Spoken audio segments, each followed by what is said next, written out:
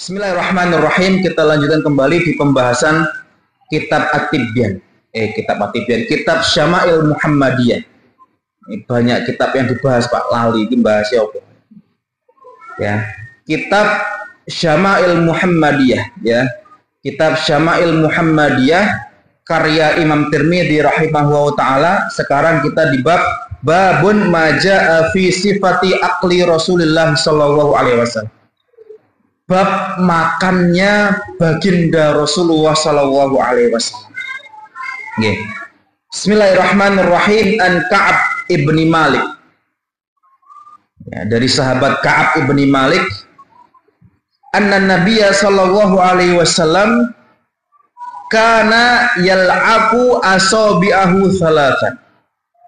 Ya, bahwasanya Nabi Muhammad sallallahu alaihi wasallam beliau yal'afu itu artinya membersihkan tangan atau jemarinya itu 3 kali menggunakan, mohon maaf Pak, yal'afu itu artinya menjilat dengan lidahnya, membersihkan jari jemarinya itu dengan lidahnya 3 kali. Nanti saya jelaskan terkait hikmah kenapa kok Nabi Muhammad itu mencontohkan untuk menjilati tangannya atau jari jemarinya. Nanti saya baca hadisnya dulu sampai hadisnya ini selesai. Ada 3 atau 4 hadis di sini. Kemudian selanjutnya An Anas ibni Malik, dari sahabat Anas ibni Malik. Ini hadisnya mirip-mirip Pak, maka saya baca dulu intinya sama kandungan hadisnya. Karena Nabi sallallahu alaihi wasallam idza akala ta'aman la'iqa asabi'ahu ats-tsalath, ya. Baginda Rasulullah sallallahu alaihi wasallam ketika makan makanan, beliau membersihkan ketiga tangannya itu dengan lidahnya atau menjilati ketiga jemarinya. Kemudian dikatakan juga karena Rasulullah sallallahu alaihi wasallam ya'kulu bi asabi'ats tsalatsa. Baginda Rasulullah sallallahu alaihi wasallam memakan dengan 3 jarinya, ya. Kemudian wayal ikuhunna, kemudian menjilati ketiga jarinya tersebut, ya. Kemudian dikatakan di sini An Mus'ab ibni Sulaim qala, dari Mus'ab ibni Sulaim beliau mengatakan sami'tu Anas ibni Malik, saya pernah mendengar seorang sahabat bernama Anas ibni Malik berkata, utiya Rasulullah sallallahu alaihi wasallam bitamrin. Suatu ketika baginda Rasulullah diberikan oleh seorang sahabat tamar itu kurma, Pak. Fara'aituhu ya'kulu wa huwa muk'in minal ju'i. Kemudian baginda Rasulullah, saya melihat baginda Rasul memakan itu dengan keadaan muk'in, duduk dalam keadaan muk'in. Nanti kita jelaskan duduk muk'in itu seperti apa, minal ju'i, ya. Baik, ya. Di sini Pak, ini kita membahas terkait makan, ya. Pada prinsipnya Pak, ya, ini adalah merupakan bagian dari sunnah yang ini diajarkan baginda Rasulullah dari tata cara makannya baginda Rasulullah Shallallahu Alaihi Wasallam, ya. Maka dikatakan di sini ini istihbabu la'kil yadi muhafadzatan ala barakatit ta'am. Kenapa?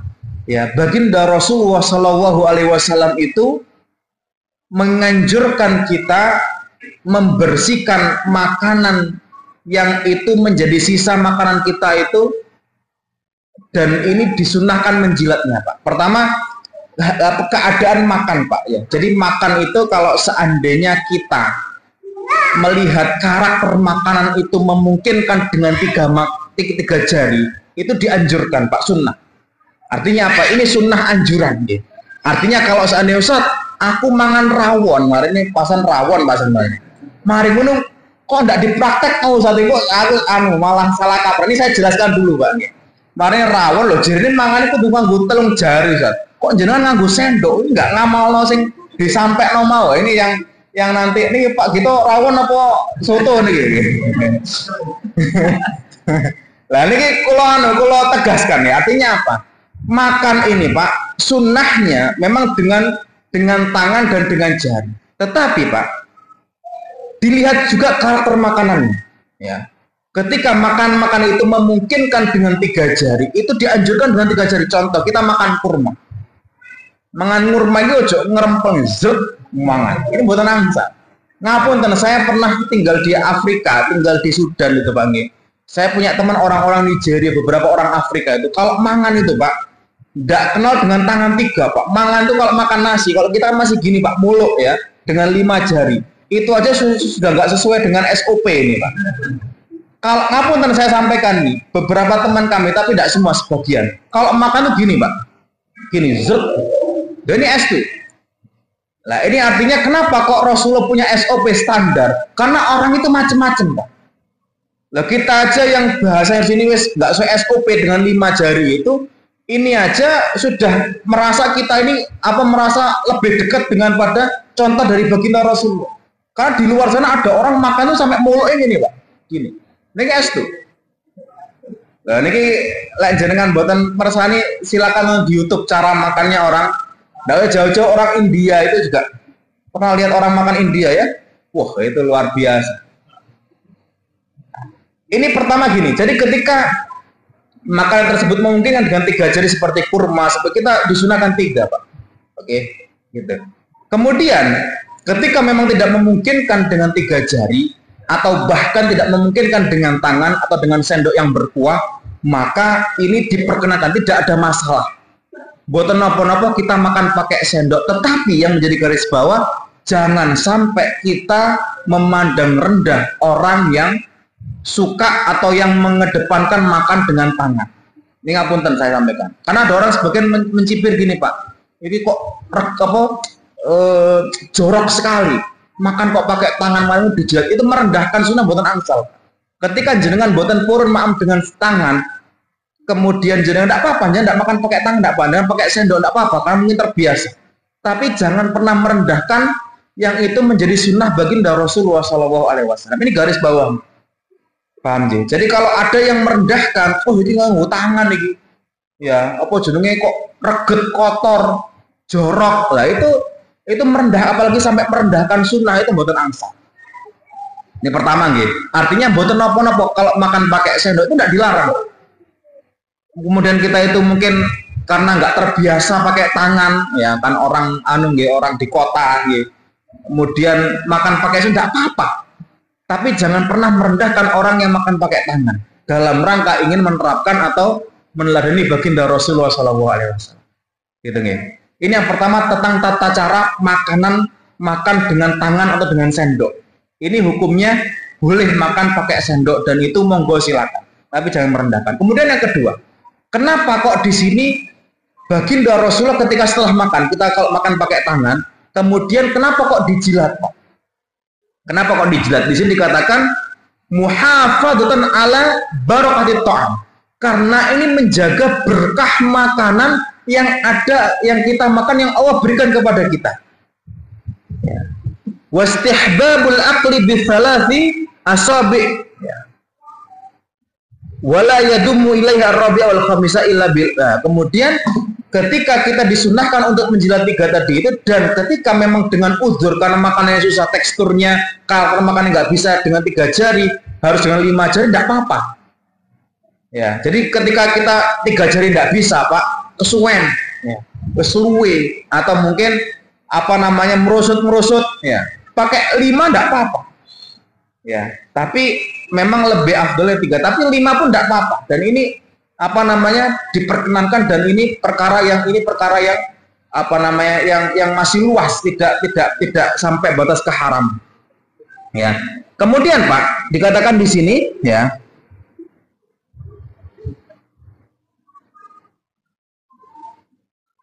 Mana ini? Kemudian dikatakan di sini sampai baginda Rasulullah itu ketika ada makanan upo, kalau bahasa kita Pak, upo sedikit, beliau itu ketika ada upo jatuh, itu beliau ambil, beliau makan, kecuali upo itu jatuh ke tempat najis, monggo dicuci, atau mungkin kalau nggak bisa dicuci Pak, berikan ke hewan, atau berikan ke biar dimakan hewan Pak. Karena kenapa di sini Pak? Ini ada hikmahnya. Baginda Rasulullah ingin mengajarkan kepada kita tentang barokah makanan. Maka Rasul mengatakan apa namanya fa anta la tadri aina batat al barokah. Kamu tidak tahu di mana Allah taruh barokah kepada makanan ini. Makanya Pak, makan itu kalau bisa tidak sisa. Ya, makan itu kalau bisa tidak sisa. Kita ambil secukupnya, kemudian kalau bisa tidak nyisa. Saya sering, ya bukan sering gitu, beberapa kali menegur teman-teman yang saya kenal. Ya, kalau dulu ceritanya dari Mbah Manap itu Pak, beliau ini sering menegur orang yang makan tidak habis Pak. Menegurnya indah Pak. Kalau kita mungkin dikira ketika menegur gitu dikira lapar kita. Karena kenapa menegurnya itu tidak negur. Ketika orang makan tidak habis, itu disampaikan, Pak, nopo kok mboten ditelasaken? Oh, kula anu ya sampun warke. Pundi kula anu kula resiki, kula luwe dereng sarapan wow. Itu diambil, dimakan. Dan membuat orang sungkan akhirnya, kok dipangan rek panganan kok bekas kok dipangan. Ya, itu akhirnya membuat orang sungkan dan itu nggak akan pernah lupa ketika makan harus habis. Lah kalau kita yang kayak gitu Pak, waduh dikira keluwen iki sadiki ya. Mangan sak piring nggak apa kurang dijokok nggone tanggone dipangan. Lah kadang-kadang seperti ini kalau kita ndak dari hati nggak hikmah itu Pak, dikira orang keluwen. Tapi tadi ini beliau itu menegurnya luar biasa. Ketika ada orang makan kemudian masih sisa itu disuruh bersihkan. Kenapa kok demikian? Karena kita nggak tahu barokah di mana. Kita terangkan barokah makanan seperti apa. Kemudian yang kedua, ketika diperintahkan untuk menjilati sisa makanan di jari kita, ini memang ada berkahnya. Sampai diperintahkan untuk menjilat. Karena mungkin ada barokah yang terselip daripada sisa makanan di jari kita. Kita makan dari sisa Pak dijilati. Itu sunnah seperti itu. Bahkan di dalam hadis ya kalau nggak bisa dijilatkan itu disuruh jilatkan ke orang Pak. Doh, ini belum praktek toh jenengan toh. Jenengan dereng sah Pak, lek punya suami istri dereng nate jilataken jari jemari jenengan ke pasangan jenengan. Nggih. Dan ini estu niki, ini romantismenya Rasulullah seperti itu Pak. Jadi ketika beliau mungkin ada uzur tidak bisa menjilati makannya, disuruh jilatkan. Ya. Entah itu istrinya, entah itu anaknya, guru ke muridnya itu disunahkan seperti itu. Ya karena kita tidak tahu barokah. Ini saking baginda Rasulullah Pak. Karena kita jijik, gila nih kalau kita hari ini. Tapi dibalik itu Pak, Rasulullah ini menerangkan kepada kita barokah makan itu pentingnya luar biasa. Apa efeknya kalau makanan kita berkah? Ya, makan yang kita makan ini jadi darah Pak. Ya, darah ini fungsinya menggerakkan tubuh kita. Ya, makanan yang berkah ini pertama selain untuk kesehatan kita. Ya, ini barokah ya. Selain sehat, karena ada orang makan itu mangan sate asam urat, mangan gulai, darah tinggi. Ya. Makanya kalau ini Pak Uto sampai masang tensi nih gue mereka Jadi memang kok apa jenenge ngeden nih. Jadi mari mangan sate, sate nemek loro Pak nggih. Alhamdulillah barakallah. Lah aman insyaallah nggih. Artinya bukan masalah oke lah mungkin kalau berlebihan aman. Tapi artinya itu barokah makan itu kita enggak tahu. Makanya makanan kalau barokah ini insya Allah bikin sehat. Yeah. Makanya pentingnya barokah tadi kita doa kemudian kita berdoa semoga Allah berikan keberkahan di situ. Yang kedua, efek dari berkah makanan itu nopo membuat kita ini lebih semangat dalam beribadah dalam kebaikan. Ada orang makan tenaganya kuat, tapi tenaganya bukan dalam kebaikan. Ini bahaya. Lek gawe lek gawe tang masjid angel nggih. Oleh wayahe ana apa jenenge? Ando-andoro gitu nggih. Napa niku semangat, Pak. Artinya lek kongon masjid, Pak, jarak radius 500 meter, mboten sampai sekilo. Wadone luar biasa. Tapi lek dangdutan mriko, Pak, semangat. 2 kilo, 3 kilo diparani. Nah, ini efeknya seperti itu. Gitu nggih. Artinya ini yang apa namanya? Efek daripada keberkahan makanan tadi itu seperti itu. Kemudian dikatakan di sini ya. Nah, wa minha itsbatus syaitan wa annahum ya'kulun. Ini menandakan bahwasanya setan itu ada dan setan itu ikut makan, Pak. Ya. Jadi kalau seandainya kita makan, ini penting juga nih. Kalau kita makan tidak baca basmalah, setan itu ikut makan makanan apa yang kita makan. Mungkin nggak makan secara nggak mengurangi porsi, Pak, ngapunten. Tetapi tadi itu mengurangi keberkahan tadi.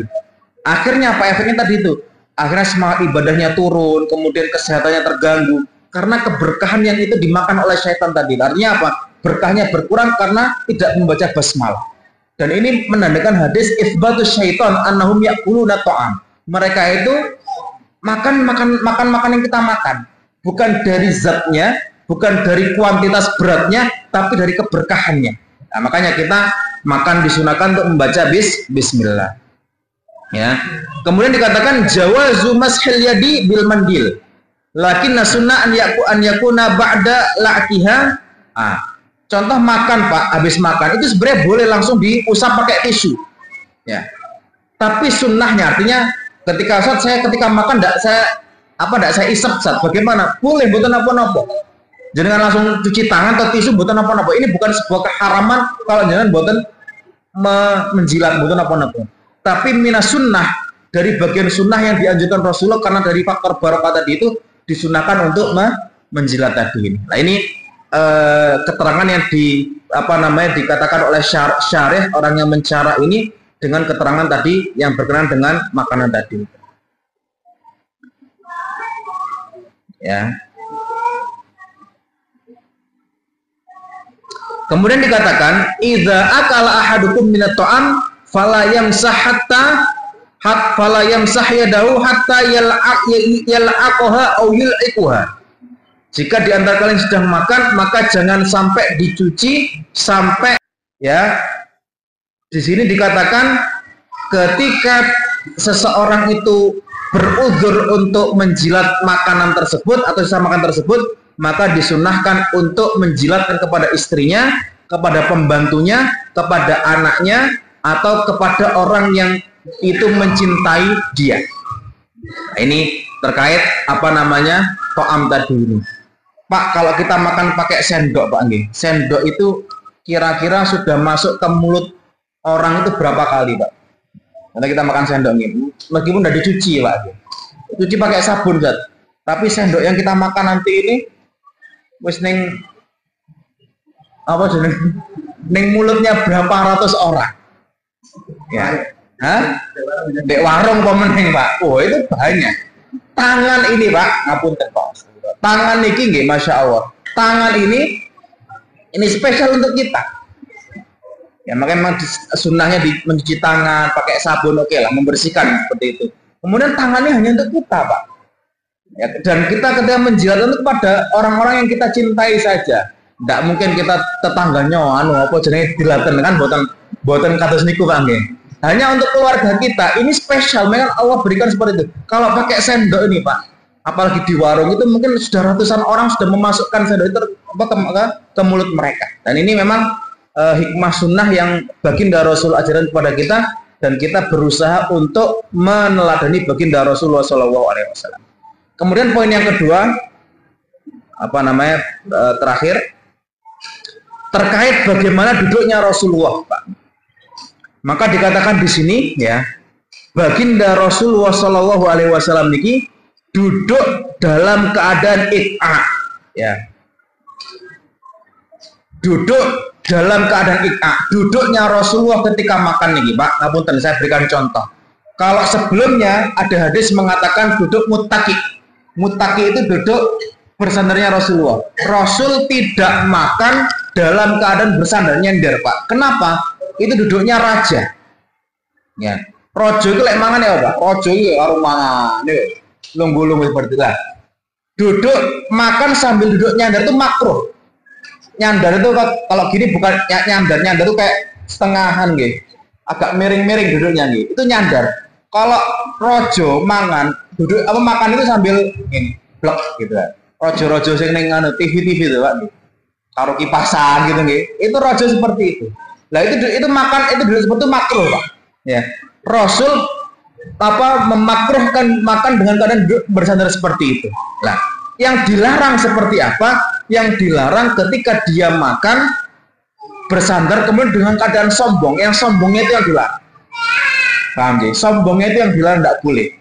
Ya, sama kayak kemarin itu pakai sarung. Sarung itu isbal, melebihi dari mata kaki. Rasul mengatakan isbal itu, Pak, kalau dengan kesombongan itu haram. Ya, tapi kalau seandainya memang dia tidak sombong, hukumnya makruh. Ini para ulama mengatakan demikian. Tapi lebih afdolnya kita ini mengangkat sarung kita. Kalau pakai sarung di atas mata kaki. Nah, tetap yang bermasalah ini sombongnya. Ya, sama orang makan tuh kalau duduknya sambil miring-miring kemudian dia sombong itu haram, tidak boleh. Tapi kalau orang makan kemudian apalagi dia makan bersandar itu hukumnya makruh. Nah, kemudian duduk yang disunahkan seperti apa yang dikatakan oleh Rasul sebagai duduk iqa ini. Duduk iqa ini seperti duduk tahiyat awal. Ya. Ini saya sampaikan seperti duduk tahiyat awal ini seperti ini, Pak. Nah, sunnahnya duduk seperti ini. Nah, jadi duduk seperti duduk tahiyat awal, ya. Kenapa kok disunahkan makan duduknya seperti ini, Pak? Kemudian Ibnu Hajar memberikan syarah duduknya Rasulullah memang tidak dicontohkan demikian. Kemudian disyarah oleh Ibnu Hajar akhirnya mengangkat satu kakinya, Nah, seperti ini. Jadi duduknya karena awalnya seperti ini di antara dua sujud. Kemudian disyarah oleh Ibnu Hajar diperkenalkan seperti ini, Pak. Makannya seperti ini, mengangkat satu kakinya. Apa hikmahnya? Nopo hikmahnya kenapa kok duduknya seperti itu? Karena ya Rasulullah duduknya biar tidak nyaman ketika makan. Tetapi intinya, Pak, ini duduk yang dianjurkan. Berarti silo tidak boleh. Berarti duduk di kursi boleh tidak boleh? Boleh. Tetapi yang dianjurkan, yang ini di dalam keterangan redaksi hadisnya ini, Rasulullah duduk dalam keadaan iqa itu duduk seperti duduk sholat di antara dua sujud atau dua tahiyat awal itu. Ibnu Hajar dengan keterangan diangkat pun tidak apa-apa. Fungsinya apa? Biar tidak terlalu nyaman ketika makan. Paham sih? Lek mangan PW, waduh meting perang. Rong jam iki yo aman, Pak.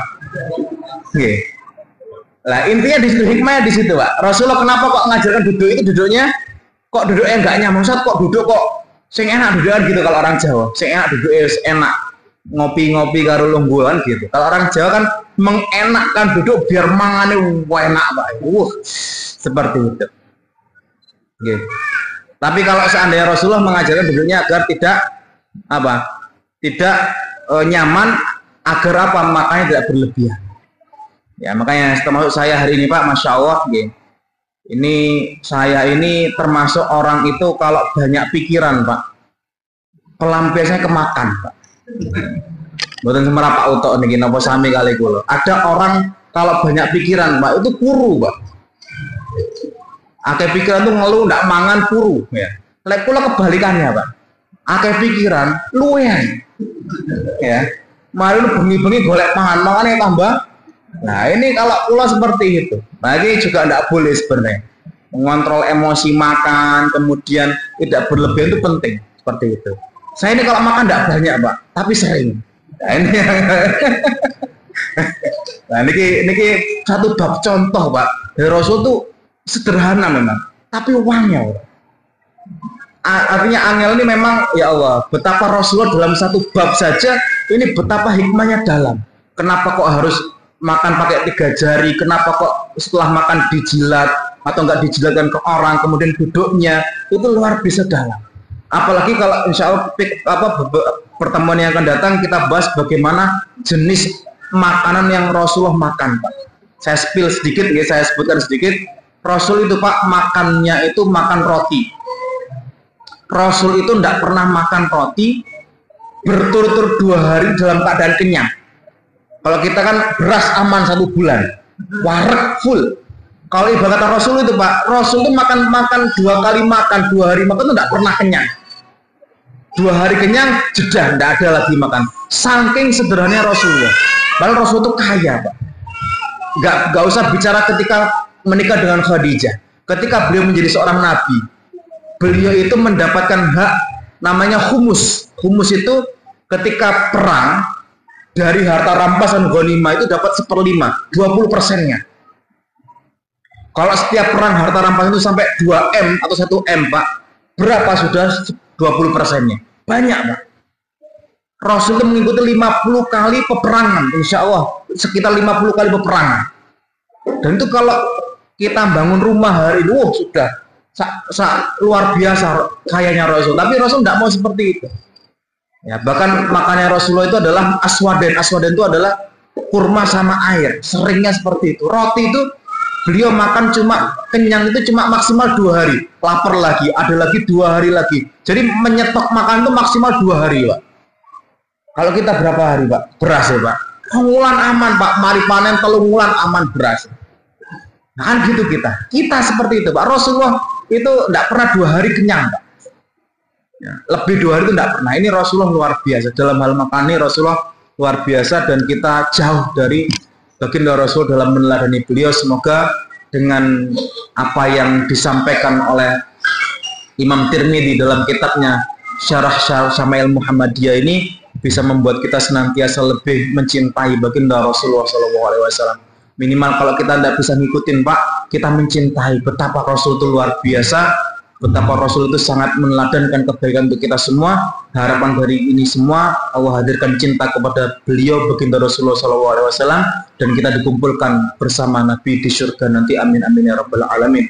Barakallahu fikum wa sallallahu ala sayyidina Muhammad subhanakallahumma bihamdika asyhadu an la ilaha illa anta astaghfiruka wa atubu ilaik. Sallallahu ala sayyidina Muhammad astaghfirukum. Assalamualaikum warahmatullahi wabarakatuh.